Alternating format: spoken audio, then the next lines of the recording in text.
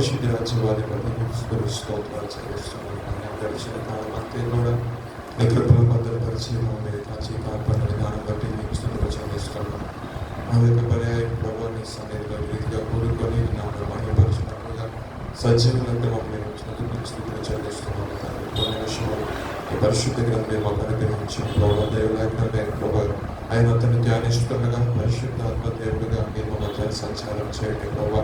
ఆయన అతన్ని ఆత్మావేశంతో రాయబడిన ప్రతి మాటను ధ్యానిస్తుండగా మీ పరిశుద్ధాత్మతో సంబంధించి ఆయన నిలబడిన నన్ను కొన్ని విషయంలో మరుగుపరచండి. ఎక్కడ మనిషాత్మ పని చేయకుండా ఈ పరిశుద్ధాత్మతో సంబంధించి ప్రభు నాకుతో సంఘంలో కావాల్సిన మాటలు తెలియజేస్తున్నామని మా ప్రభుత్వం మీ ప్రియకుమారుని యేసుక్రీస్తు వారి నామములో వేడుకుంటున్నాము తండ్రి. ఆమేన్. దయతో క్షమించాలి. రాత్రి గల సమయం ముందు ఆరోగ్యకి ఆరోగ్యం కొంచెం అనారోగ్య పరిస్థితి దృష్ట్యా టాబ్లెట్స్ వేసుకోవడం జరిగింది. అయితే సంఘం అదే దయచేసి కూడా క్షమించాలి. సో కొన్ని విషయాల్లో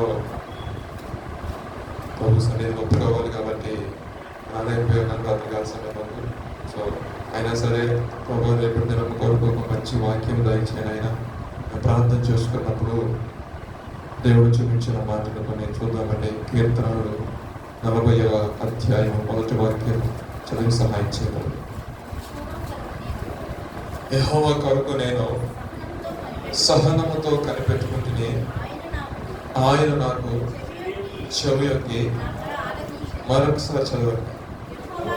యెహోవా కొరకు నేను సహనం అన్న మాట అమలు చేసుకోండి. సహనముతో కనిపెట్టుకుంటుని ఆయన నాకు చెవియొగ్గి నా మొర ఆలకించను. మన యొక్క జీవితంలో ఏదో ఉన్నా లేకపోయినా సహనం అనేది ఉండాలి. కొన్ని విషయాల్లో ప్రార్థించిన వెంటనే కార్యాలు జరగట్లేదు. మనం ఇదేంటి ఎంత ప్రార్థన చేసాము, ఎంత ఉపవాసం ఉన్నాము, అదేవిధంగా ఇన్ని రకాలుగా దైవజనం చెప్పి ప్రార్థన చేయించుకున్నాము, ఇన్ని రకాలుగా గృహంలో స్తుతి గుడులు పెట్టించాము, ఉపవాస ప్రార్థనలు పెట్టించాము, ఇంకా కార్యం రావట్లేదని ఎప్పుడు కూడా మనము సనగకూడదు, కోరకూడదు. దేవునికి ఇష్టలేని కార్యాలు అంటే సనగకూడదు. సో మన పట్ల కార్యములు జరగట్లేదంటే మనం ఏం చేయాలంటే సహనముతో కనిపెట్టాలి. చూడండి, ఈ రోజు మనం వ్యవసాయం అనే ఒక పంట తీసుకున్నాం అనుకోండి. ఈ రోజు కింద వ్యక్తి తెల్లపాటికి ఎప్పుడు రావాలని ఎక్స్పెక్ట్ చేస్తూ ఉంటుందా? రాదు కదా. మన బీటెక్ జాయిన్ అవ్వడం ఏంటో నాకు నెక్స్ట్ డే కల్లా బీటెక్ కంప్లీషన్ సర్టిఫికేట్ కావాలంటే వస్తుందా? అవును కదా. కొంత సహనము, కొంత పరీక్ష కొన్ని మనం ఫేస్ చేయాలి. అదేవిధంగా పరిశుద్ధ గ్రంథంలో భక్తుడు దావీదు అంటారు ఒక మాట అంటే, నేను సహనముతో కనిపెట్టుకుంటుంది. ఆయన ఎంతో సహనంతో కనిపెట్టుకున్నాడు కాబట్టి గొర్రెలు కాంచుకునే స్థితిలో నుండి దేవుడు ఏం చేశాడంటే సింహాసనాన్ని అధిష్ఠించే స్థితిలోనికి దేవుడు తీసుకెళ్ళాడు. చూడండి, చాలా మంది మనం నాయకులు ఎన్నుకునే సమయంలో కానీ లేదంటే మన తోటి ఫ్రెండ్స్ని ఏర్పరచుకునే సమయంలో కానీ కోపిష్టంలో పెట్టుకోము అంటారు కదా. కొంచెం సహనం ఉన్నవాడిని, కొంచెం దీన మనసు ఉన్నవాడిని, కొంచెం ప్రేమ మర్యాద తెలిసిన వ్యక్తులు మనం ఏం చేస్తాం స్నేహితులుగా పెట్టుకుంటాం. ఏ బ్రదర్ కోపిస్టోలు పెట్టుకోవచ్చు అంటే కోపిస్టోలు పెట్టుకుంటే ఎలా ఉంటుందండి? వాళ్ళతో ఒకలాగా ఉంటుంది, ఒక్కోసారి ఉంటుంది. మనం కూడా ఎప్పుడు కూడా భయంతో మీడియంతో అవునా కదా. సో మనం ఏంటంటే సహనం, మన దేవుడు అంట దీర్ఘశాంతం కలిగిన వాడు. మన దేవుడు సాత్వికుడు, ఎంతో కరుణావస్థం కలిగిన దేవుడు. సో మనము దేవుడు సరైన వచ్చి మొరపెట్టేటప్పుడు మనం కొంచెం సహనం కలిగి ఉండాలి. సో మనం సహనం కలిగి ఉంటమే కాదు కానీ మనం ఏం చేయాలంటే ఆయనతో ఒక రిలేషన్షిప్ మనం ఎప్పుడు కూడా మనం మెయింటైన్ చేసే వ్యక్తిగా ఉండాలి. అందుకే రాసుకుంటూ వచ్చాడు, ఆయన నాకు చెవికి నా మొర ఆలకించాను. ఎప్పుడైతే మనం సహనం కలిగి ఇంకా మనం ప్రార్థన చేస్తున్నప్పుడు యేసుప్రభు గారు సొసైటీ ఒక మాట అన్నారు, ఈ యొక్క విధవరాలు మాటికి వచ్చి నన్ను గోజాడుకున్నట్లు ఈమెకి నేను త్వరగా ఈమెకి న్యాయమును తీరుస్తున్నాను. అక్కడ అన్యాయస్తుడైన ఆయుధపతే ఆ యొక్క మొర, ఆ యొక్క విజ్ఞాపన వినలేక ఏంటంటే న్యాయం చేయాలనుకున్నప్పుడు మనము, నువ్వు, నేను ప్రతి ఒక్కరు ఆరాధిస్తున్న దేవుడు సర్వోన్నతుల సురక్షిత యేసయ్యకి తెలియదండి మనం ఎంత ఇబ్బందికర పరిస్థితులు వెళ్తున్నాము, ఎంత ప్రతికూల పరిస్థితులు వెళ్తున్నాము. ఈ మాట చెప్పడానికి కారణం ఏంటంటే ప్రతి ఒక్క హృదయంలో కూడా వేదన ఉంటుంది, కృంగుదల ఉంటుంది. అందుకే కోరవ కుమారులు అంటారు, నా ప్రాణమా నాలో వేళ. అదే పక్కన చూడండి ఉంటుంది మాట చూడండి, అధ్యాయం పక్కన 42:10-11 వాక్యాలు చదివినట్లయితే అక్కడ రాశాడు. 5వ వాక్యం చదవండి.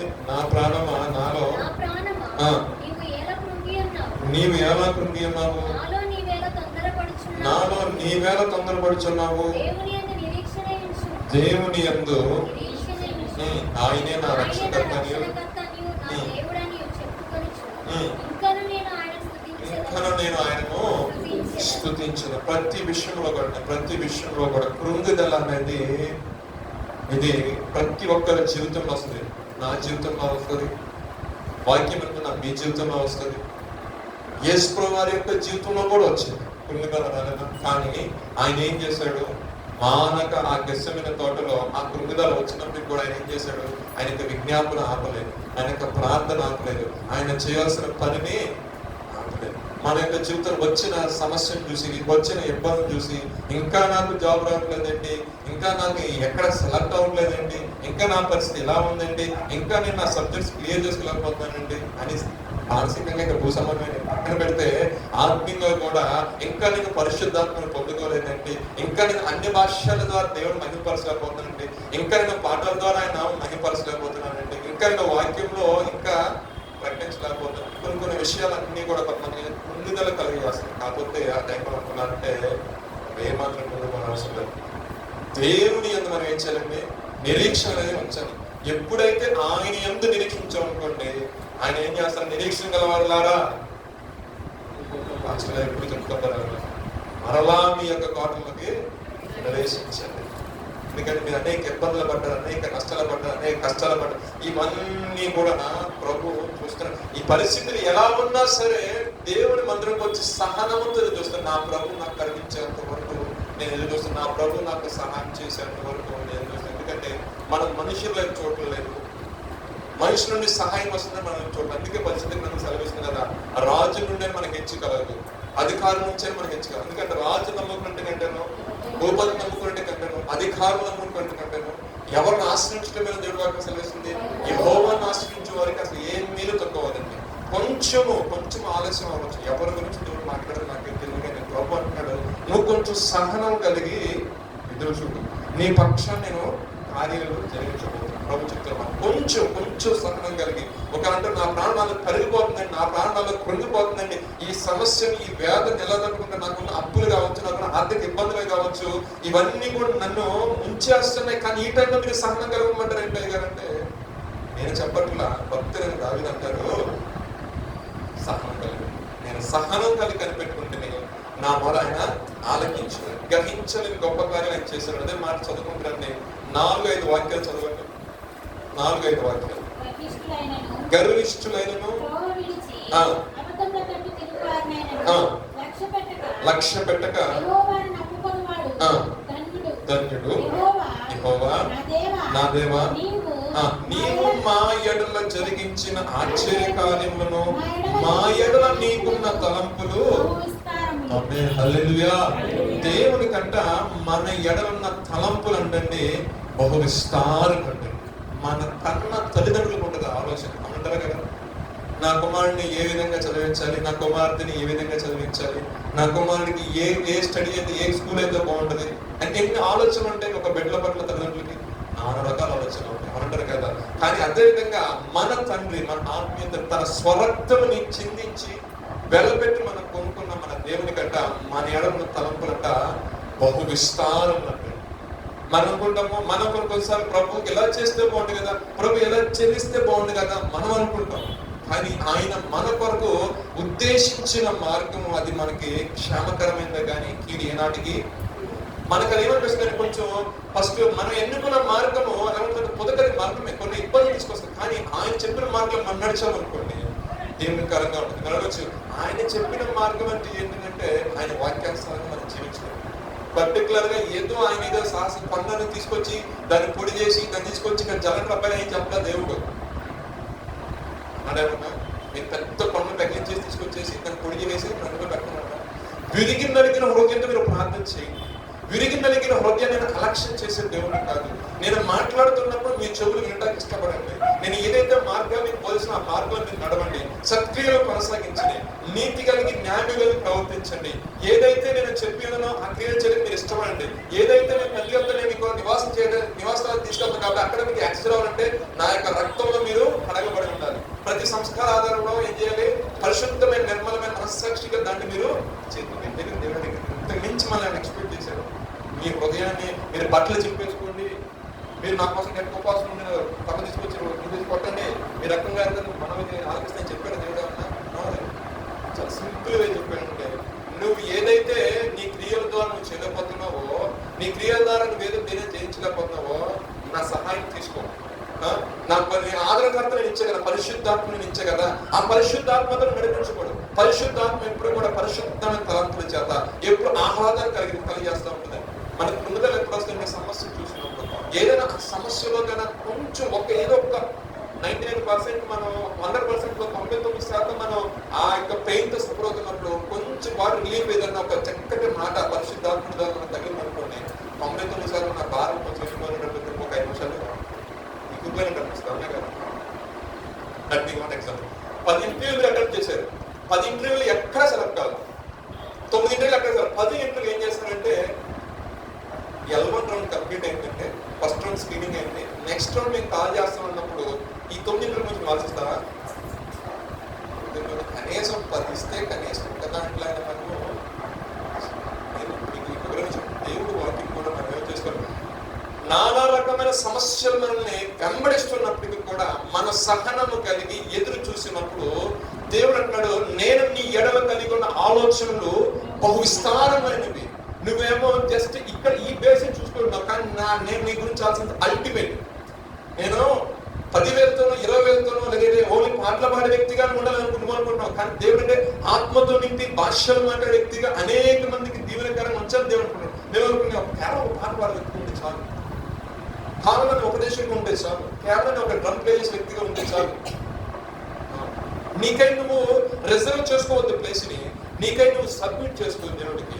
నీకు ఇష్టమైన పాత్రగా, నువ్వు ఒక వాడుకునే పాత్రగా ప్రభా, అసలు నీ చేతిలో ఉంటే చాలు ప్రభా, నీకు ఇష్టం ప్రభా అప్పగించుకున్నప్పుడు ఆయన ఏం చేస్తాడంటే తనకు నచ్చిన శైలిలో చక్కగా ఆయన యజమాని చేతిలో ఒక పాత్ర ఉందంటే, యజమాని ఘనత ఉందంటే ఆ యజమాని చేతిలో మనకు ఆటోమేటిక్గా ఉంటుంది ఘనత వస్తుంది ఆ పాత్రకి. అలా థింకింగ్ ఉండాలి. మనం ఇప్పుడు కూడా సంబంధం ఇంకా నేను ఇలాగే ఏం ప్రభావ నా జీవితం ఇంకా ఫలింపు లేదండి, ఇంకా ఎప్పుడు నా జీవితాన్ని ఇంకా నేను ఫలబద్ధంగా మార్చుకుంటాను అని కుంగిపోయేదంటే కూడా ఒక్క స్టెప్ అడ్వాన్స్ వేసి అనాలి, ప్రభా నువ్వు ఏం చేయలేగానో సమర్థుడివి, నువ్వు ఏం చేయలేగానో సమర్థుడివి అన్నాడు కదా. మీరు కన్నా మొర పెట్టకపోతే ఆ రాళ్ళు అరుస్తాయంట. ఏమని? హోసన్నా చేయమని దేవునికి స్తోత్రం. ఆయన చేయడానికి సమర్థుడు. ఎర్ర సముద్రం పాయ చేసినందుకు ఆ మాత్రం గొప్పతనం లేదా? యోర్దాన్ని ఏకరాశి వెళ్ళిన వ్యక్తి ఆ మాత్రం చేయలేదా? చూడండి, చిన్న చిన్న మాట జ్ఞాపకం చేసుకున్నట్లయితే అగ్ని నడిచిందంటే పగలు మేఘస్తంభంగా ఉన్నాడంట, రాత్రి అంటే ఆయన అగ్నిస్తంభంగా. అన్ని కార్యాలు ఇశ్రాయేలు ప్రజల పక్షాన చేసి ఆ యొక్క వంశావళిలో నుండి వచ్చి సర్వ మానవాల కొరకు రక్తం చెందించిన ఆయన నీ విషయంలో పెద్ద విషయం మనం పడే శ్రమ. కానీ ప్రభు చూస్తామంటే ఎంతవరకు నిలవగలుగుతావు, దట్ ఈస్ ఇంపార్టెంట్. అది ప్రభు చూసినంటే ఆ శ్రమలో ఎంతవరకు మేలు చేయగలుగుతావు, అదొక పరీక్ష, అదొక పరిశీలన. అప్పుడంతా నిలబడిన తర్వాత నెక్స్ట్ టైం ఈ ఫ్యూచర్ లో ఎప్పుడైనా సమస్య వచ్చినప్పుడు, అదే ప్రాబ్లం ఫేస్ చేసి వచ్చినప్పుడు పెద్దలు భయపడదు దాని గురించి. నీ తోటి సహోదరుడు ఆ సమస్య ఇబ్బంది వచ్చినప్పుడు నువ్వేది చెప్తా, దీంట్లో ఏం లేదు, ఏముండదు, నేను నీ కోసం ప్రార్థన చేస్తాను, గొప్ప డెలివరీ వస్తాను. ఆ ఫెయిత్ నీలోకి రావాలంటే ఆ మార్గం ఫస్ట్ ఎవరు వెళ్ళాలి చెప్పండి? మనమే. అవునంటారు కదా. అందుకనే క్రైస్తవులకి శ్రమలు అంటారు చూసారా, ఆ పర్టికులర్ గా ఏ వచ్చి పట్టుకో మనమే. అసలు నాణ్యముడు కూడా ఏ జాగ్రత్త శక్తులు పనిచేయదు, ఏ చీకటి శక్తులు పనిచేయదు. ఒకవేళ యేసుక్రీస్తు రక్తం చదువు కనబడింది, ఆయన కృపలో ఆయన భద్రతలో ఉన్నామని నాకు కంచి ఎప్పుడు ఉంటాను, భయపడినాం సార్. సో నిజబ్బాయి మాట ఏంటంటే ఆయన మన మొర ఆలకించే దేవుడు. ఇంకొక మాట ఏంటంటే ఆయన మన ఎడ ఆయనకున్న తలంపులు ఒక విస్తారము. గర్విష్ఠులతో నేను అబద్ధం ఆడమైన జనంతో నడవతున్నాడు. హెచ్చి మాటలు మాట్లాడడం కొంతమంది అంటే గొప్పగా మాట్లాడడం తర్వాత వాళ్ళతో సహవాసం చేయాలి, గొప్పగా ఉన్న వాటితో మనం రిలేషన్ మెయింటైన్ చేస్తే కొంచెం ఫ్యూచర్ లేదు. ఎందుకంటే గొప్పవారి కంటే గొప్పవాడే ఆయనతో మెయింటైన్ చేయాలి రిలేషన్. ఒకవేళ ఈ గొప్ప వ్యక్తి ఆయన స్థాయి పడిపోయిన తర్వాత, ఆయన పవర్ పడిపోయిన తర్వాత, ఆయన ఆశ పడిపోయిన తర్వాత వేరే స్థితిలోకి వెళ్ళిపోవచ్చు. బట్ సర్వ సంపద కానీ ఆయనతో నేను ప్రేమించుకుందాం అనుకోండి, 6 నెలలు సహవాసం చేస్తే ఏం చేస్తాడు ఆయన? హానొద్దంట వచ్చి మాట్లాడుతున్నాడు. ఇక కాస్త మాట రావడం ఎంత ఇబ్బంది అయిపోయింది చెప్పేసి హానొద్దు వచ్చి చివరి తీసుకుంటాడు దేవుడు. ఆ సహవాసంలో మనం వెళ్ళాలి. ఆ రిలేషన్షిప్లో మనం వెళ్ళినప్పుడు దేవుడు మనం బట్టి సంతోషించేవాడు. ఆయన మన కృప నిగ్రహించి నువ్వు చేస్తున్న ప్రతి ప్రార్థన మనం చూడండి. ఇక్కడ చాలా మంది యవనస్తులు వాస్తవం చెప్పాలంటే అన్ని జన కుటుంబం నుంచి వచ్చేవాళ్ళు అనంటారు. సో మన యొక్క భక్తి వైరాగ్యం అనేది పీక్స్ లో ఉంటుంది వాస్తవం చెప్పాలంటే. సో నేను అంటాను అదే కంటిన్యూ చెయ్యి. క్రీస్తుని అర్పించే విషయం ఆయన ప్రత్యక్ష ఇచ్చేంత వరకు కూడా, ఆయన నీతో మాట్లాడేంత వరకు కూడా ఆయన పాదాలను విడిచిపెట్టారు. చూడండి నేను ఒకే మాట చెప్పాలనుకున్నాను. వాక్యము సవిస్తారంగా నేను గంట చెప్పానండి, కానీ 5 నిమిషాలు నేను ప్రయత్నించాను. మీకు ఉదయం వచ్చాను అంటారు కదా, నా తమ్ముడు ప్రశాంత్ సాగుపడతా ఉంటాడు ఇప్పుడు నన్ను ఇంత వాక్యం చెప్పు 2 నిమిషాలు చేయండి నా బ్రేక్ అంటే. సో నేనేమనుకున్నానంటే నిజమే దేవుడు ఒకవేళ అటు నుంచి మాట్లాడుతున్నాను, నేను ఆ పాయింట్స్ కూడా తీసుకోవాలి. నేను వస్తాను అనుకున్నా ప్రభా వాక్యము షార్ట్ చేస్తాను, ఉన్న వాక్యాన్ని మీకు ఇంజెక్ట్ చేస్తాను లోపలికి. తర్వాత అంటే మీరు ప్రార్థన చేయండి, ప్రభు మీకు ఆశ్రయించారు. దేవునికి స్తోత్రం. అలాగే చాలా మంది ఇప్పుడు చూసిన చాలా మంది సేవకులు చెప్తున్న మాట ఏంటంటే వాక్యము ఎస్ ప్రతి ఒక్కరిలో వాక్యం కరెన్సీ నువ్వు ప్రార్థన చేస్తున్నావు. నీ ఇంటికాడ ప్రార్థన చేసుకుంటావు వేరే, దేవుడి సన్నిధి ఎక్కువసేపు ప్రార్థన చేయము వేరు. దేవుని యొక్క పరిశుద్ధ సన్నిధి, ఈ సన్నిధిలో మొరపెడిన దేవుడు మనం ఆలకిస్తారని అనేక మంది భక్తులు ప్రార్థన చేసుకున్నారు, పొందుకున్నారు. నీవు కూడా ఇదే మందిలో నేను అడగాలి ప్రభా, ఇదే మందిలో నేను సాక్ష్యం చెప్పాలి. ఇప్పుడు ఇదే మందిలో నేను ఎలా వచ్చానంటే ఏమీ లేని స్థితిలో వచ్చాను. నా ఒక సహోదరుడు ఫోన్ చేశాను, అన్నా నాకు మ్యారేజ్ సెట్ అయింది, ఈ నెల 20 పెళ్ళి ఉందన్నా అని. ఆ సహోదరుడు యొక్క జీవితం దగ్గర స్టార్ట్ చేసినప్పుడు చాలా దయనీయమైన పరిస్థితి. ఫిట్స్ వచ్చినప్పుడు మాస్టర్ గారు మేము విన్నాం. అసలు పడుకున్న క్యాండిడేట్ పడిపోయాడు. ఒకసారి ల్యాప్టాప్ కూడా ఎక్కడ మర్చిపోతే కొంచెం ప్రార్థన చేసుకున్నాను, మీరు ప్రార్థన చేసి వెళ్ళాము. అన్నని బట్టి ఎక్కడికి వెళ్ళింది మొత్తం అంటూ దాచిపెట్టారు ల్యాప్టాప్. కొన్ని సాక్ష్యాలు చెప్పాలి వాస్తవం. దయచేసి వెళ్ళారు, మాట్లాడారు, విధంగా ల్యాప్టాప్ వాటి ఇచ్చారు కన్ఫర్మేషన్ కోసం. పలానా కొంచెం తెలిసి కాబట్టి సో పక్కన షాప్ లో పెట్టేసి మర్చిపోయాడు తమ్ముడు. అటువంటి వ్యక్తి స్టార్టింగ్ లో చాలా సఫర్ అయ్యాడు, ఫైనాన్షియల్ సఫర్ అయ్యాడు. డాడీ చూస్తే డాడీ సపోర్ట్ లేదండి డాడీ సైడ్. సో తను ప్రార్థన చేసుకున్నాడు, సంఘంలో కనిపెట్టాడు, ప్రార్థన చేసుకున్నాడు. దేవుడు మనకు వచ్చిన జాబ్ ఇచ్చాడు. జాబ్ నేను దగ్గరగా అనేసి ప్యాకేజ్ ఎంత 22 లక్షలు అన్నాడు. సంఘం ఒకేసారి ఇయర్స్ ఆఫ్ ఎక్స్పీరియన్స్ ఎంత అన్నాడు, బిలో 6 to 7 years. బట్ నేను ప్యాకేజ్ ఉంచమాట దేవుడు ఆశీర్వదిస్తే నేను అన్నాను సర్లే మరి నీ వైఫ్ మా వైఫ్ కూడా జాబ్ అన్నా. ఆమెకు ఒకటి నాకు ఒకటి అన్నారు. బా ఏంటి ఈ ఫలవర్తం నిజంగా నేను ఏదో మిమ్మల్ని చెప్పడం కాదు, కానీ ఆ సేమ్ క్యాండిడేట్ యొక్క జీవితం మీరు చూస్తే మీరు ఎంత దైవజనులు అడగండి. ఏమీ లేని స్థితి ఎక్కువడికి సాక్షి నుంచి ఏమీ లేని స్థితిలో దేవుడు అతన్ని ఆశీర్వదించాడు, దీవించాడు. కొంచెం టైం పట్టింది. ఎంత పట్టింది? కొంచెం years of gap, 2, 3 years, 4 years Hyderabad చేసాడు. ఇది అవకాశం నుంచి కోవిడ్ ఇంటికి వెళ్ళాడు. చాలా సఫర్ అయ్యాడు. లైఫ్ లో ఇబ్బందులు పడ్డాడు, నానా రకాల ప్రాబ్లమ్స్ ఫేస్ చేశాడు. కానీ జీవంగా దేవుని విడిచిపెట్టలేదు. సన్నిధి విడిచిపెట్టలేదు. నేను మామూలుగా చూసాయి గడిగాను. మీ వైఫ్ కూడా జాబ్ చేస్తుందంటే నాకు కూడా నాకు ఎల్ఎన్సీ కంపెనీ జాబ్ చేస్తుందంటే ఆమె ఒక మాస్టర్ గారు అమ్మాయి. దేవుడు నాకు అది దేవునికి స్తోత్రం, దేవుడు ఆశ్రయించాడు. ఎందుకని మాట చెప్తానంటే దేవుని యొక్క ఆలోచనలు ఆయన మనలో ఉన్న తలంపులు బహువిస్తారు, లెక్కకు మించినవి. మనం ఇక్కడ వరకే ఇదే చూస్తామో ప్రభు ఏంటంటే అది దాటి చూస్తాడు. అది దాటి నేను ఎలా ఆశ్రయించాలని దేవుడు చూస్తాడు. దేవునికి స్తోత్రం. అలా మీకు కిందక మాట చదవండి. నీకు సాటి అయిన వాడొక్కడును. ఎంత చక్కటి మాట. ఆయనకి సాటి అనేది ఎవడలేదు. నేను ఖచ్చితంగా చెప్తాను ఏ విషయం. ఆయనకి సాటి అయిన వ్యక్తి ఈ లోకంలో అయా శరణం అంటే ఆయన పాదం పట్టుకున్నవాడు. నేను నిజంగా నా బతుకులో శరణం అంటే ఆయన పాదాలు పట్టుకున్న దేవుడు దీవించాడు. ఏ ఒక్కరు సాక్షి విన్నా వాళ్ళు చెప్పే మాట అంటే ఆయన ఆశ్రయించిన తర్వాత మా బ్రతుకులు మారి. లాస్ట్ వీక్ ఒక సిస్టర్ గారు సాక్షి చెప్పారు కదా, ఎంత సాక్ష్యం అయినా షార్ట్ కట్ చెప్తా. ఆమె ఇచ్చిన సాక్ష్యంలో ఎక్కడో కూర్చోబడి అక్కడికి వెళ్ళి ప్రార్థన చేసిన దానికే మారిపోయాడు. అంటే కొద్దిపాటి పరిచర్య అయినా, ఒక పాటల ద్వారా అయినా, వాయిద్యాల ద్వారా అయినా, ఆరాధన ద్వారా అయినా, వాక్యం ద్వారా, దేని ద్వారానే సరే ఆయన నామం మహిమపరుచున్నావు. కాబట్టి మీకు జీతం ఇవ్వడానికి ఆయన సిద్ధంగా ఉంటాడు. నువ్వు నమ్మకంగా అక్కడ పనిచేస్తావు. ప్రార్థించిన నువ్వేం పని చేయలేకపోతున్నావు, నీకు ఏ అవకాశం అట్లా కనీసం నీళ్ళు మోకాళ్ళు వేసి 2 చేతులను పైకెత్తి యెరూషలేము క్షేమం కోసం ప్రార్థన చేసిన, ఇశ్రాయేలు క్షేమం కోసం ప్రార్థన చేసిన, సకల కోటి పరిశుద్ధుల క్షేమం కోసం ప్రార్థన చేసిన, సంఘ క్షేమం కోసం ప్రార్థన చేసిన, దైవజనుల కుటుంబం వారి క్షేమం కోసం ప్రార్థన చేసిన, దాని యొక్క క్షేమం అంట నీకు క్షేమంగా రాస్తాడు, దాని యొక్క ఆశీర్వాదం నీకు ఆశీర్వాదంగా మార్చి దేవుడు అంటాడు హృదయపూర్వకంగా నన్ను వెతుకువారు ఉన్నారేమో అని ఆయన చూస్తాడంట. సో మనము ఈ లోక అంటే జిగటికల ఆ అధ్యాయం స్టార్టింగ్ లో జిగటికల దొంగ ఊబిగల పాపంలో పడుకోకుండా, నాశనకరమైన గుంటలో మనం పడుకోకుండా, మనల్ని మనం కాపాడుకుంటూ, మనల్ని మనం ప్రత్యేకపరుచుకుంటూ, మనల్ని మనం పరిశుద్ధపరుచుకుంటూ, మనం ప్రత్యేకంగా ఉండి మనం ఆయనకు ప్రార్థన చేసినప్పుడు ఆ కను దృష్టి ఆటోమేటిక్ గా మనమే పడుతుంది. నువ్వు ఆశీర్వించబడాలి అంటే దేవుడికి కను దృష్టి మీద పడాల్సింది.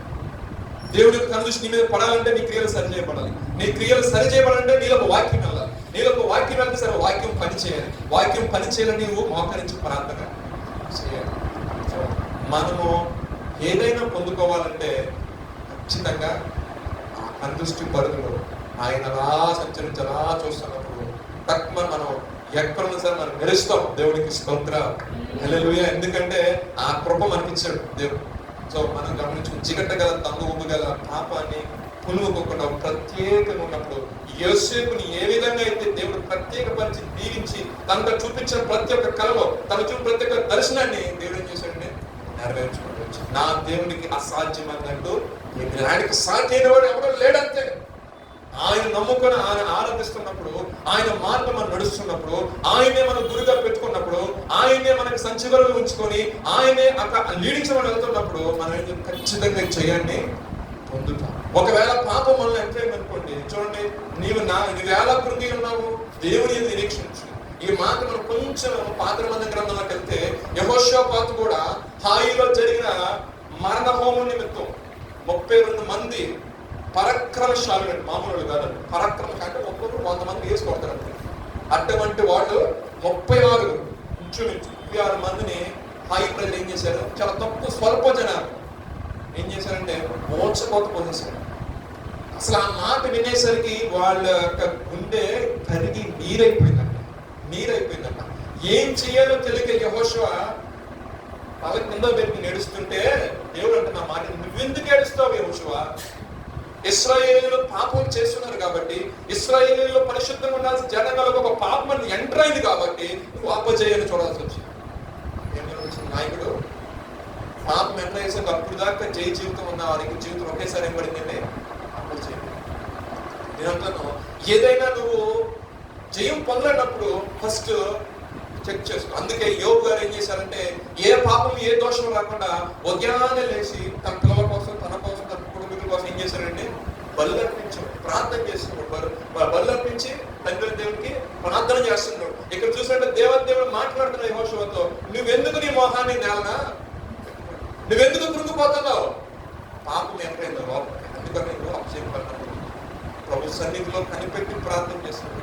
ఎవరి ద్వారా ఆ పాపం వచ్చిందో ఆ పాపం ఏమైందంటే అనేక మందిని చనిపోవడానికి కారణమైంది. కాబట్టి ఆ వ్యక్తుల్ని ఎప్పుడైతే తీసివేశారో, ఆ వ్యక్తుల్ని ఎప్పుడైతే కొట్టివేశారో తర్వాత వారి యొక్క జీవితంలో గొప్ప చేయండి. అంటే నేను అంటాను, ఎప్పుడైతే మన జీవితంలో పాపం అనేది ఏలుబాటు చేస్తాడో ఖచ్చితంగా మన లైఫ్ లో చేయమనేది ఉండదండి. అది నేను మనస్ఫూర్తిగా కూర్చొనేవదో, మనస్ఫూర్తిగా ఆలోచించనేవదో, మనస్ఫూర్తిగా డెసిషన్ తీసుకునేవదో, అది ఎప్పుడు కూడా ఏం చేస్తాను తొలుస్తా ఉంటుంది. దాన్ని ఎంటర్ కాకుండా మీ యొక్క హృదయంలో పరిశుద్ధాత్ముడు ఈ రోజున ఇక్కడ మీకు వాక్యం చెప్పే సేవకులే కావచ్చు, బ్రదర్సే కావచ్చు, స్థానికంగా మీ ఊర్లో మీరు వెళ్ళే చర్చెస్లో కావచ్చు, వాళ్ళ ప్రయాసైనా మా ప్రయాసైనా అందరి ప్రయాసైనా ఒకటి ఏంటంటే మీరు పరిశుద్ధాత్మతో నింపబడినట్టు. పరిశుద్ధాత్మతో నింపబడి నడిపడినప్పుడు మాకు అంతకంటే ఆనందం ఏం లేదండి. దేవుడికి అంతకంటే ఆనందం ఏం లేదు. ఎందుకంటే ఆయన చెప్పుకుంటారు నా జనాలు, నా ప్రజలు నన్ను వెంబడిస్తున్నావు అవునంటారు కదా. అదే పాపం దాని వచ్చిన తర్వాత ఏ తండ్రికైనా సంతోషం ఉంటుందండి. కుమారుడు చెడిపోతా ఉంటే తండ్రికి కానీ ఏదో ఒక రకంగా తన తోడి స్నేహితుడు తండ్రి చెప్పలేకపోయినా తన తోడిసిన చెప్పండి రాడికి అది మీరు చెప్పండి వాడు చెడిపోతున్నాడు. తండ్రి గద్దించడం వినకపోయినా స్నేహితుల ద్వారా ఈ స్నేహితుడు ఎవరొక నీ సాగుడు నీకు వాక్యం ప్రకటిస్తుంది. దేవుడు చెప్తున్నానంటే నీవు పరిశుద్ధంగా జీవించినట్లయితే ఆయన పరిశుద్ధుడు కాబట్టి ఆయన గుణాశయాల మొత్తం నీలో దేవుడు నింపుతాడు. ప్రార్థన చేస్తే కార్యం జరుగుతుంది. వర్షిప్ చేస్తే ఆత్మ మూలంగా దేవుడి మీద దిగి వస్తాడు. నువ్వు ఉచ్చరణ శక్తిగా మూలకి ఎలా ప్రార్థన చేయాలి ప్రభు చెప్తాడు. అన్య భాషల ద్వారా దేవుడు మాట్లాడేస్తాడు. మనం ఆసక్తిలో ఉంటాం.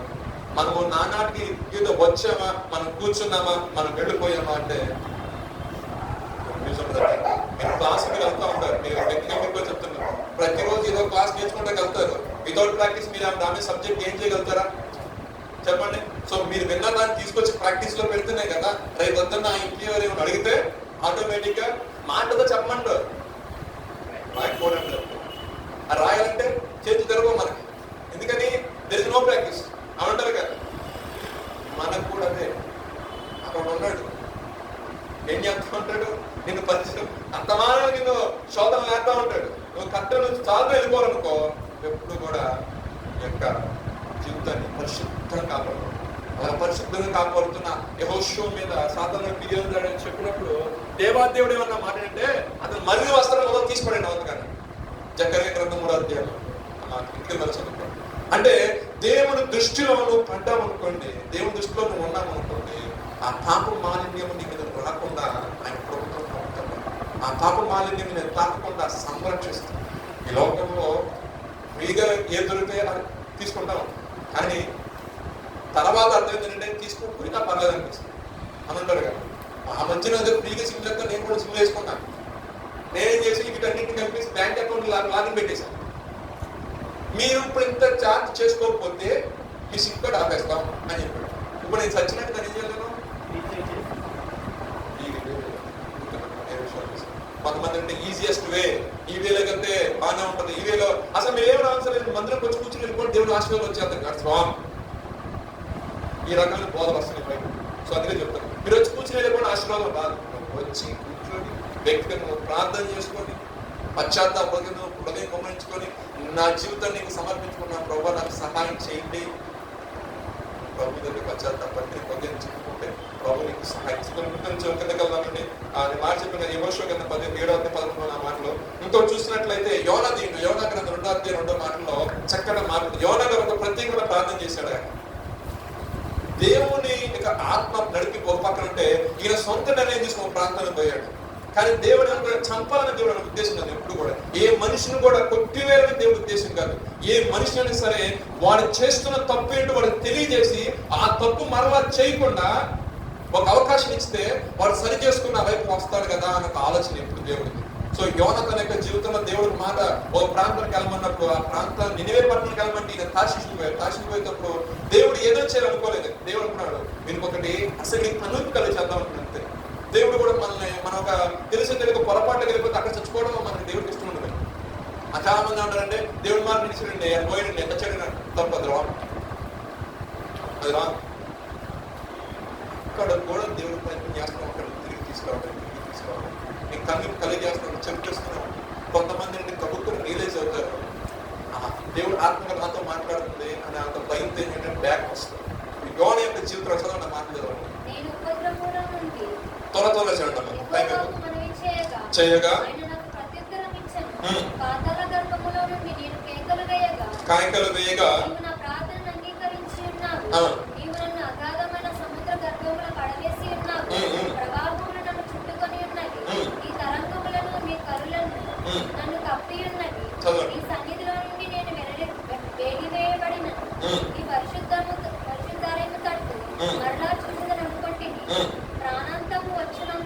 ప్రాణాంతం వచ్చినంతగా జనములను చుట్టుకునేనవి ఆవరించినది.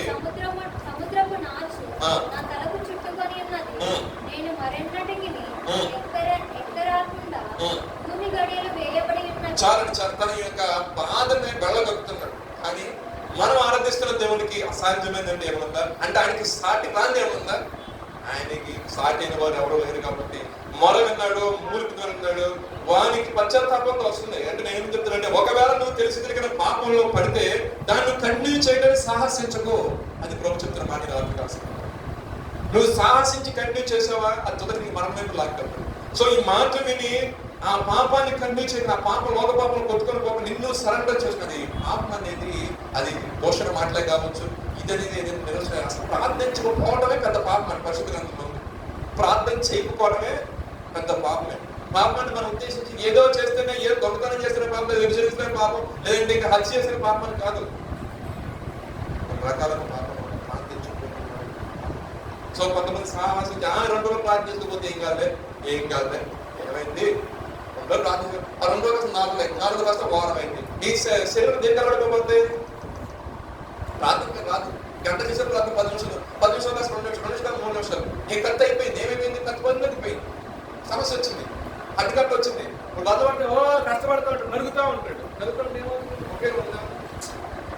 దేనికి నిత్యం ప్రార్థించుకుంటే బాడీగా మంచిగా కట్టుకుని అసలు ఒక మాదిరిగా ఉండదు.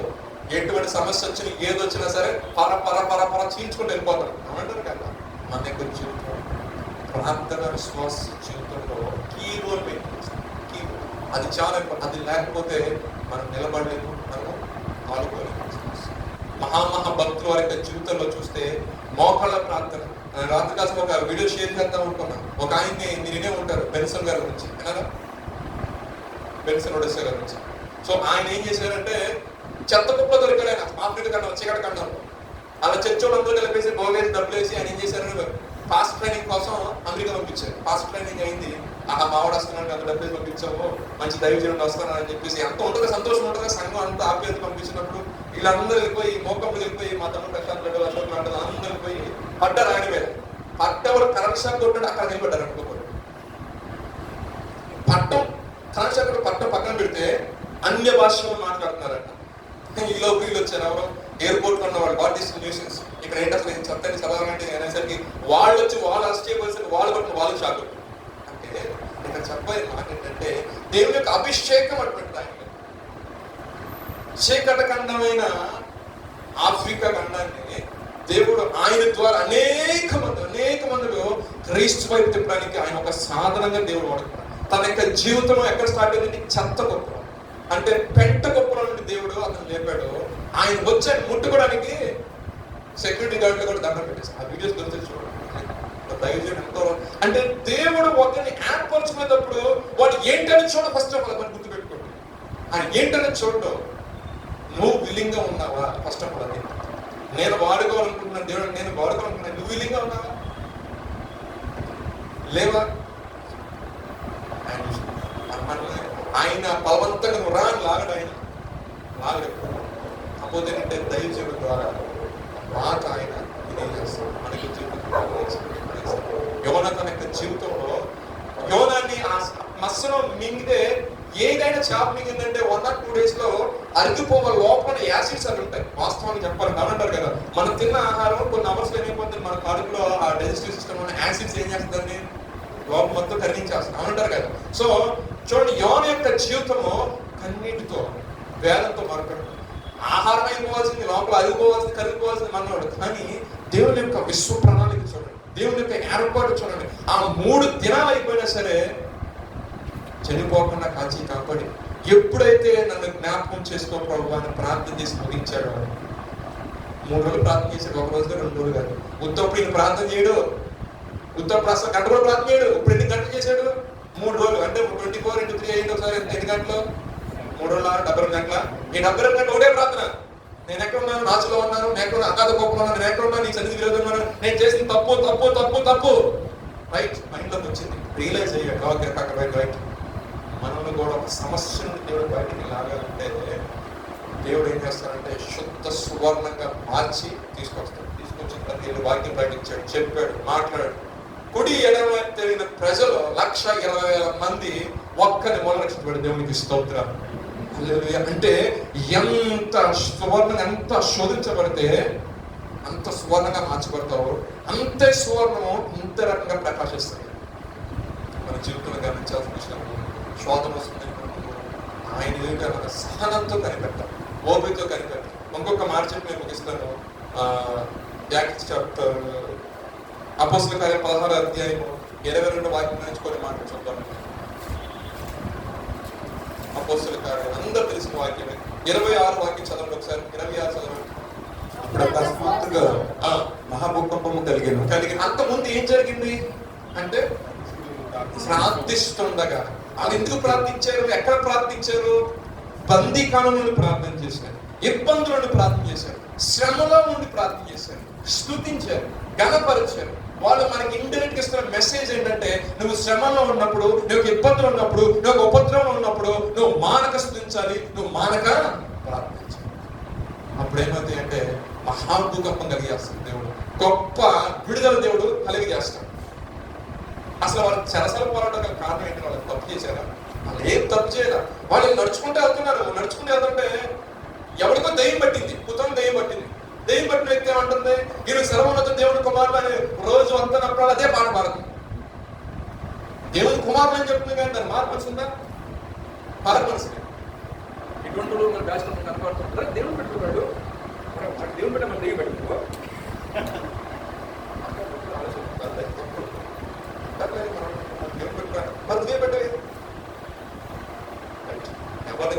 ఎవరిని వెక్కిరించొద్దు కానీ విషయం చెప్తున్నా. అంటే సైతాన్ అంటే నా మాట ఏంటి? సర్వోన్నతుడైన దేవుడు కుమారులు వీడి ద్వారా రక్షణ జరుగుతుందని చెప్తాం. సో ఈ పౌలు గారు విని ఒక రోజున చిరాకు వచ్చేసి గద్దించాడు కోపం. అపవాది విడిచిపోయింది, అయితే దాని ద్వారా లాభం పొందుకున్నాడు ఉన్నాడు. వాడికి నష్టం వాటిల్లింది. వాడికి నష్టం వాటిల్లేసరికి వాడు ఏమని క్లెయిమ్ చేశాడంటే, యూదులైన వాళ్ళు ఈ రోమ సామ్రాజ్యంలోకి వచ్చి మన ఆచారం కాకుండా, మన అనుసరించే విధానం కాకుండా కొత్త నియమాన్ని, కొత్త నిబంధనని, కొత్త ఆచారాన్ని ప్రజలకు రుద్ది నీ పైన ఎగరేస్తుకొస్తున్నారు అని ఒక రోమన్ క్రియేట్ చేసేసరికి అక్కడ జనంగా మాకు తిరగబడ్డారు. ఆయన తీసుకొచ్చారు, పాపం లాక్కొచ్చారు, లోపడేసారు, పట్టణంలో నరికేసి చంపాను అంటారు అందరూ. అక్కడ మాట్లాడి గతం తిరగబడేసి పడిపోయి మొత్తం ఏదో రకం తీసుకుని జైల్లో పడిసిన తర్వాత స్తుతించే నోరు, పాడే నోరు, ప్రార్థించే మొక్కాడు నోరుగానే కాలం ఉంటాయా? ఎక్కడున్నా కాలం ఉండవు. వీళ్ళు మళ్ళీ స్టార్ట్ చేశారు అర్ధరాత్రి కాడ. ఏం చేశారు? ఈసారి మళ్ళీ స్టార్ట్ చేశారు. స్తోత్రాలు చెల్లించుకుంటే ఏం చేద్దాం? ఇప్పుడు బయట ఉంటే వాక్యం చెప్పాలి, లోపల వేరే చేసే పనే ఉంది. ఏం చేసినా సుధిస్తుందో చెప్పమే. వీళ్ళు సుధిస్తున్నప్పుడు, వీళ్ళు ప్రార్థన చేస్తున్నప్పుడు పక్కన జైల్లో ఉన్న చెరసాలలో ఉన్న బందీలో చూస్తున్నారు, మారు మనసు లేని ప్రజలు చూస్తున్నారు. వీళ్ళు ఏంటి ఎంత ఆరాధిస్తున్నారు, ఎంత గతపరుసు, ఏం జరుగుతుంది? ఒకేసారి పెళ్లి మన భూకంపం వచ్చేసరికి చెరసాలలో ఎప్పుడైతే బద్దలైపోయిందో అధికారి అయిపోయి పారిపోయి చంపుకుంటున్నాడు. కంగారే బాగాలేదు అని చెప్పి ఆయనకి రక్షణ స్వామి ప్రకటించి వాళ్ళ ఇంటికి వెళ్ళి ఫోన్ చేసి తావీగా వచ్చి కూర్చున్నారంటే దేవుడికి స్తోత్రం. వచ్చిన తర్వాత నెక్స్ట్ డే మార్నింగ్ వచ్చారు. వచ్చిన తర్వాత బ్యాచ్ వచ్చిందిగా, విడుదల చేయమని బ్యాచ్ వచ్చినప్పుడు చెప్తున్న మాట ఏంటంటే, దేవుడికి ప్రాణం ఒక కుటుంబాన్ని రక్షించుకోవాలి. అక్కడ అందరూ జైలు అందరూ చూసేమంటారు కదా ఆ కార్యం. అంటే పరిశుద్ధ గ్రంథంలో అయితే రాయబడలేదు కానీ అక్కడ ఎవరైతే చూస్తున్నారో వారికి కూడా స్వార్థ అవసరమే కదా, వారికి కూడా మారుమానస అవసరమే కదా, వారు కూడా ఏదో ఒక దోషం చేత వారు పట్టబడే జైలు బంధించున్నారు కదా. ఈ అద్భుతం జరిగినప్పుడు వారికి కూడా విడుదల కలిగి ఉంటుందని అనుకుంటున్నాను. 100% నాకు విశ్వాసం. దేవుడికి వారికి కూడా ఒక కదిలింపు కలిగి చేయడానికి సేవకుడికి శ్రమ అనేది. కానీ శ్రమలో సేవకుడు దేవుడు తొడగలేడు. శ్రమలో దేవుడు తొడగలేడా? స్తుతించేసరికి దిగి వచ్చేసాడంటే పరిశుద్ధుడు పరిశుద్ధుడు పరిశుద్ధుడు అని కొనియాడపరిచిన దేవుడు ఎప్పుడైతే పౌలు శీలను స్తుతిస్తూ ప్రార్థన చేస్తున్నారో ఆమెను గురించారు. పరిశుద్ధుడు పరిశుద్ధుడు కనపరచబడుతున్న దేవుడు ఒకేసారి పౌలు శీలలో ప్రార్థన చేశారు. కానీ ఏం చేశాడు? ఆకాశం అంటే దిగొచ్చేసాడు. దిగొచ్చేసరికి ఇంకేముంటాయి? మామూలుగా ఉండదు, మొత్తం పడతలేదు. దేవుడికి స్తోత్రం. అందుకే నేను అంటాను, ప్రతికూలమైన పరిస్థితులు ఉన్నప్పుడు, విపత్కర పరిస్థితులు ఉన్నప్పుడు నువ్వు స్తుతించు, నువ్వు గణపరచు, నువ్వు ఆరాధించు. జనం కూడా వీడికి పిచ్చ కింద, వీడి గెర్రె కింద అనుకొని ఏమని అనుకో, నన్ను కట్టాలనుకున్నారు. మా అమ్మగారికి ఫుల్గా షుగర్ వచ్చేసి హోసన మందిరంలో బురద పెట్టారు. ప్రార్థన చేస్తాను, చర్చికి బాగలేదు, సిచ్యువేషన్ ఏం బాగలేదు, చచ్చిపోతారని చెప్పారు. వాస్తవం. సరే చర్చిలో తీసుకెళ్ళి పెట్టండి. నేను మార్నింగ్ ట్రావెల్ చేస్తున్నాను, బతుకుంటే ఇంటికి హాస్పిటల్ తీసుకెళ్ళాం, లేదంటే మనం చేసిన సమయంలో షాపులు ప్రతికూల పరిస్థితి ఒకరు ప్రార్థన చేసుకుంటే వెళ్ళాం. సార్ దైవంగా ప్రార్థన చేశాను, అందరూ ప్రార్థన చేశాను, కన్నీటితో ప్రార్థన చేసుకుంటే నా లైఫ్ రోజుకుంటే ఒకవేళ పాపం నా ద్వారా క్షమించే కన్నీరు దాచుకుంటాను. నా తల్లికి మనకు ఐశ్వర్యం ప్రార్థన చేసుకుంటాను. వెళ్ళేసరికి దేవుడు సజ్జలాగా ఉందని ఆమె మన ట్రాన్స్ఫర్ లేదు. మనిషి సేవకులు ప్రార్థన చేస్తుంటారు, అందులో మన సేవకులు. నేను వెళ్ళాను, నా దగ్గర కొడుకు చేసి ప్రార్థన చేశాను. ఆటలు ఎక్కించుకుంటూ ఒక పాట పాడుకుంటా వస్తాను. కృంగిన వేళల్లో నన్ను లేవనెత్తిన చిరునామా నీవేగా. నీ కృప నిత్యముండును, నీ కృప నిత్య జీవము, నీ కృప వివరింప నా తరమా యేసయ్యా. హల్లెలూయా. ఈ పాట నేను పాడుకుంటూ ఆటలో తీసుకొస్తుంటే అక్కడ ఇది ఏమన్నా చేతబడి శక్త అని చూపించడం కోసం మా నాన్నగారు ఒక ఆయన పడుతున్నారు. ఆయన అంటాడు, నాకేం అర్థం కాదు చెప్తున్నా, ఎందుకంటే ఆ సిచ్యువేషన్ అలా ఉంది. మా మామయ్య గారు వచ్చి అంటారు, ఈ తాయిత్ కడితే అలాంటి ప్లేస్ చూసి తాయిత్ కడితే ఆమె ట్రాన్స్ఫర్ వస్తుందేమో అని. ఒక ఆయన నేను ఖచ్చితంగా నేనే పట్టిందే ఒక ఆయన. ఈ సిచ్యువేషన్ లో మీరు చెప్తున్నా, కానీ అది అనిపించి నా జీవితంలో కూర్చొని తల పూసుకుంటూ వచ్చింది. నిజంగా ఆయనకి అసాధ్యమైనది ఏమి లేదు, ఆయనకి సాధ్యమైన వాళ్ళు ఎవరు లేరు. ఈ విధంగా ఇదే పాట పోస్తున్న మంది ఆ సంవత్సరం రిలీజ్ అయిన సాంగ్, ఆ పాట పాడుకుంటూ ఆటలు ఎక్కించుకొని మా ఊరికి పాస్టర్ గారు తెలుసు, మ్యారేజ్ జరిగింది అక్కడ వరకు. మా ఇంటికి అంత దూరం ఉందో అంత దూరం ఆటోలో పాడుకున్నాడు. మా అమ్మగారు నేను పాడుకుంటూ వచ్చాను. ఆ పాట పాటలో ట్రాన్స్ఫర్ వస్తుంది. మామూలు టైంలో మా మైండ్లో ఉండట్లేదా. అదే ఎగ్జాంపుల్ తీసుకొని అక్కడ స్టార్ట్ అయ్యి ఏలూరు ఆంధ్ర హాస్పిటల్కి వెళ్ళేంత వరకు కూడా అదే పాట నేను పాడుకుంటే కళ్ళ మీరు తిమ్మిదే తిప్పట్లేదు. 3 రోజుల కోసం ప్రార్థన మన సంఘం నుంచి దైవజనులు పంపించిన పిల్లలు వచ్చి అక్కడ వచ్చి వాళ్ళు కూడా వచ్చి మా అమ్మగారు ఐసీలో చూసి వాడు కూడా ప్రార్థన చేశారు. ఈ దినాన దేవుడు మహాత్మ బట్టి సజీవులు ఎక్కడ ఉన్నారు అంత బాగుంది. దేవుడికి స్తోత్రం అని అంటే నేను అంటాను, కృంగిదల వచ్చింది, అవమానంగా కరంగా చూశారు, హేళకరంగా చూశారు. ఇప్పటికి ఏమంటారంటే మేము అయిపోతున్నాము 2019లోనే జూన్ 5వ తారీఖున అయిపోతే కాయపడుతున్నాం. కానీ దేవుడు ఇంకా ఆయుష్కాలం వచ్చి దేవుడు మహాత్మ బట్టి ఎంత కన్నీటి పరిగణ మేము వెళ్ళాము. కృంగిపోయిన పరిస్థితులు విశ్వాసిగా నీ చేతుల్లో వస్తాయి, ప్రకటిస్తున్న మా చేతుల్లో వస్తాయి. కానీ మనకు నిరీక్షణ ఏంటంటే ఆ సమస్యను బ్రద్దలు బట్టి ప్రక్షాళన చేసి మనకు ముందుకు నడిచోడు. కానీ దేవుడికి స్తోత్రం. ఆయన మీద మన గురి నిలపాలండి, ఆయన మీద మన విశ్వాసం నిలిపి మనం నడిచినప్పుడు ఏం చేస్తారంటే ఆయన మనకి ఏం చేస్తారంటే మార్గం చూపించి దేవుడికి స్తోత్రం. హల్లెలూయా. ఆ రాత్రి కాలం వారు ప్రార్థన చేశారు.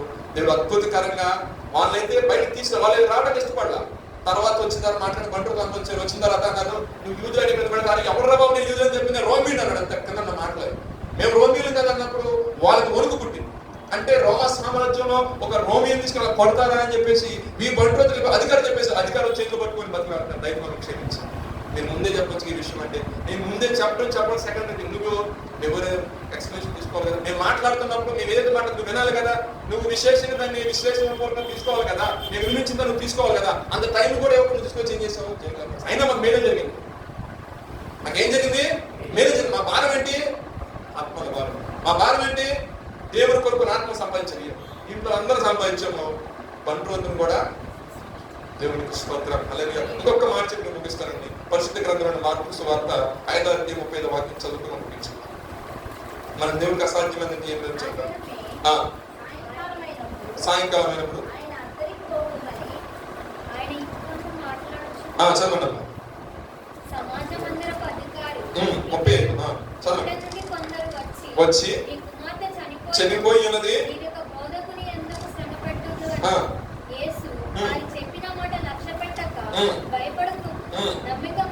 అంటే ఒక తండ్రికి తన కుమార్ చనిపోయింది చెప్తే కృంగుదలు ఉంటుంటారు లేదా, దుఃఖం వస్తుందా లేదా. కానీ ప్రభు అంటే మాట్లాడంటే బాధపడమాక, నువ్వు భయపడమాక, నీ కుమార్తె నిద్రిస్తున్నా కానీ చనిపోలేదు.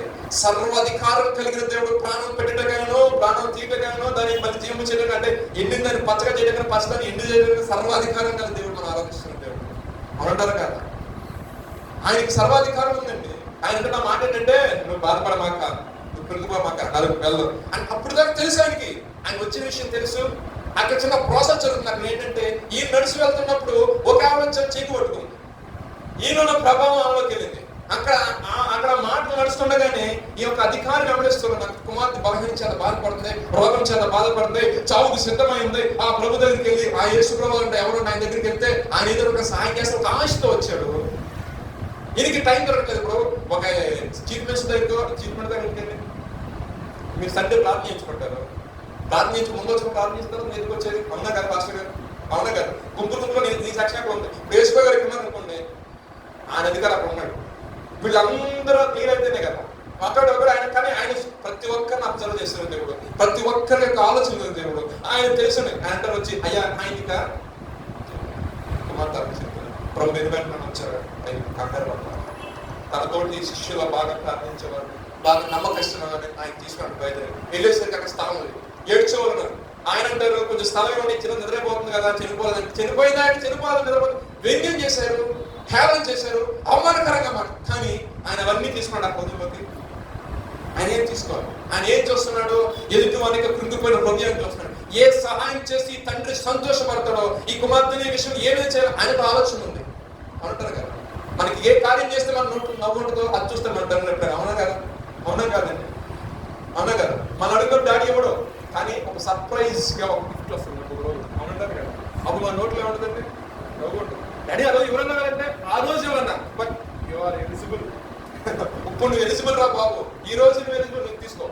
ఆ టైం వరకు మన సహనంతో కనిపెట్టాడు. చూడండి, ఆ టైం వరకు ఆయన భయపడుతున్నాడు, కృంగిపోతున్నాడు. ప్రభు భుజం తట్టాడు, చేయి పెట్టాడు. పదార్థం అక్కడున్న వాళ్ళు, అంగలార్చేవాళ్ళు, ఏడ్చేవాళ్ళు, రోదన చేసేవాళ్ళు అనేక మందికి అబ్జెక్షన్స్ పెట్టినా సరే, నా దేవుడికి సాధ్యం ఏమి లేదు కదండి, అసాధ్యమైనది ఏం లేదు కదండి, ఆయనకి సమస్తం సాధ్యమే కదండి, ఆయన సాధ్యంలో ఎవరు లేదు కదా.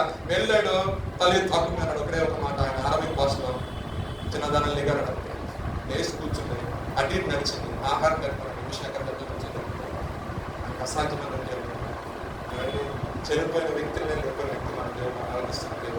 ఏ పాపం లేనివాడు పరిశుద్ధుడు, నాలో పాపం ఉందని నిరూపించగలవాడు ఎవరైనా ఉన్నాడా అని సర్వ ప్రపంచానికి ఛాలెంజ్ చేసిన ఏకైక వ్యక్తి నువ్వు నేను ఆరాధిస్తున్నాను. దేవుడు ఆయన ఆరాధించే విషయంలో సిగ్గుపడదు, ఆయన గణపరిచే విషయంలో సిగ్గుపడదు.